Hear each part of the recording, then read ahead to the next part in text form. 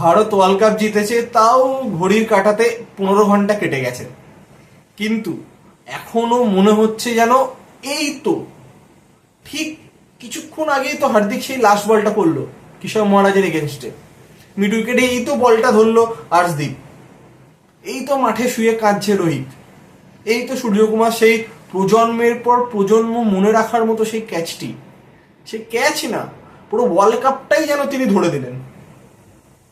তো এখনো পুরো গুজবাম্পস দিচ্ছে।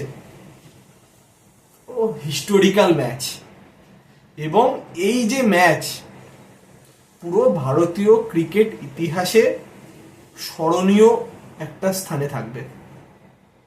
এবং এর সাথে সাথে রোহিত এবং বিরাট দুজনেই টি-20 থেকে রিটায়ারমেন্ট নিয়েছেন। তো সেই বিষয়ে পরে অন্য ভিডিওতে আলোচনা করব, সেটা কিছুটা অবশ্যই দুঃখের বিষয়। তো এখন এই ভিডিও শুধুমাত্র আনন্দ, তো সেই নিয়ে আমরা পরে আলোচনা করব। কিন্তু তারা নিজেদের যে লাস্ট টি-20 ম্যাচ দেশের হয়ে যেভাবে তারা জান দিয়ে দিয়েছে, বিরাট যে 76 রানের যে ইনিংসটি তিনি খেলেছেন জান দিয়ে, এবং রোহিত যা ক্যাপ্টেন্সি করেছে দুরন্ত, যেখানে আকসারের ওভারে যে 24 রানটা যখন এসছিল তখন 30 বলে 30, জানা কথা খেলা শেষ, তো সেই জায়গাতে বুমরাকে এনে রান চেক করানো, তারপর হার্দিক এসে ক্লাসের উইকেট নেওয়া, তারপর আর্শদীপ বুমরা রান চেক করা, দুর্দান্ত। তো এরপর যদি কাউকে নিয়ে আসি, সেটা হচ্ছে আকসার প্যাটেল। তো তিনি 47 রানের তার যে ইনিংসটা ছিল, অবশ্যই তিনি বোলিংয়েতে ওই 24 রানটা খুব ভাইটাল ছিল। আজকে যদি ইন্ডিয়া হেরে যেত তাহলে আকসার নিজেকে কোনোদিন ক্ষমা করতে পারতো না, কিন্তু সেই 24 রানটা বাদ দিলে গোটা টুর্নামেন্টে এমনকি সেমিফাইনালে পর্যন্ত তার জন্যই দল ব্রেক থ্রু পেয়েছিল। এবং কালকেও স্টাফসের গুরুত্বপূর্ণ উইকেটটা তিনি তুলেছিলেন, এবং ব্যাটিংয়ে বিরাটের সাথে যে পার্টনারশিপটি তিনি বিল্ড করেছিলেন 72 রানের, সেখানে তিনি 47 রানের যে ইনিংসটি খেলেছিলেন, ম্যাচ পুরো পকেটে। বুমরা, তাকে নিয়ে তো কিছু বলারই নেই, তিনি ক্লাস, তাকে নিয়ে তার ভুল ত্রুটি খোঁজার প্রচেষ্টা করাটাই ভুল, সেই অকাত আমাদের নেই। তো তাকে নিয়ে কিছু বলারই নেই, তিনি আলাদা প্ল্যানেটের লোক। আরেকজন হচ্ছে আর্শদীপ, দুরন্ত, 17টি উইকেট তিনি নিয়েছেন এই সিজনে, এই ওয়ার্ল্ড কাপে, দুরন্ত পারফরমেন্স।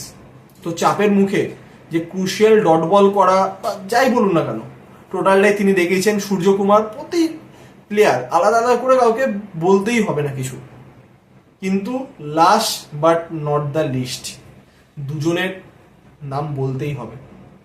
একটা হচ্ছে ঋষভ পান্ত। তো আজ থেকে 6 মাস আগে পর্যন্ত কেউ শিওর ছিল না যে সে আবার ক্রিকেটে কামব্যাক করতে পারবে কিনা, কারণ তার যে অ্যাক্সিডেন্ট হয়েছিল। তো সেইখান থেকে তারপর বলা হয়েছিল যে আইপিএলে খেলবেন তিনি as a batter, wicket keeping করবে না, কিন্তু তিনি বুঝিয়ে দিলেন যে তার ভাগ্য তিনি নিজে লিখবেন। আইপিএলে ক্যাপ্টেন্সি করেন, উইকেট কিপিং করেন, ব্যাটিং করেন, তারপর ওয়ার্ল্ড কাপে সুযোগ পান, 3 নম্বরে ব্যাটিং করেন, এবং উইকেট কিপিং দুরন্ত কিপিং করে। তো স্যালুট ম্যান। এবং লাস্টলি কুংফু পান্ডিয়া, হার্দিক পান্ডিয়া।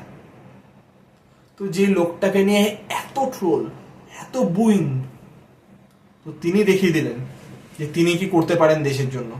তো আইপিএলে তাকে নিয়ে যতই ট্রোল হোক না কেন, তিনি দেশের জন্য এখনো অবধি যা করেছেন অনেক, এবং কালকে তিনি যা করেছেন, তিনি জানেন না যে তিনি কি করেছেন পুরো ভারতবাসীর জন্য। কারণ তার কন্ট্রিবিউশন বা তার রিপ্লেসমেন্ট এখন অব্দি ইন্ডিয়ান ক্রিকেটে কেউ নেই। সে 2016 সালে চিন্নাস্বামীতে বাংলাদেশের এগেনস্টে লাস্ট ওভারটা বলুন, 2017 চ্যাম্পিয়ন্স ট্রফি ফাইনালে একা লড়ে যাওয়া পাকিস্তানের এগেনস্টে, তারপর ধরুন 2022 এশিয়া কাপ, মোহাম্মদ নওয়াজের বলে 6 মে ইন্ডিয়াকে জেতানো, মেলবর্নে বিরাটের সাথে গুরুত্বপূর্ণ পার্টনারশিপ, যেটা হচ্ছে ওয়ার্ল্ড ক্রিকেটে বেস্ট টি-20 ম্যাচ, যেটা ইন্ডিয়া পাকিস্তান মেলবর্নের এমসিজিতে। তো সেইখানে বলুন, বা গতকাল, তো তিনি তার এগেনস্টে যত ট্রোলিং হয়েছে তার জবাব তিনি মুখে দিলেন না, কাজে দিলেন। এবং যেহেতু রোহিত রিটায়ারমেন্ট নিয়েছে, তো যেহেতু ভাইস ক্যাপ্টেন হার্দিক, তো এরপর থেকে টি-20 ফরম্যাটে পার্মানেন্টলি ক্যাপ্টেন্সি করবেন হার্দিক পান্ডিয়া, এটাই নিশ্চিত।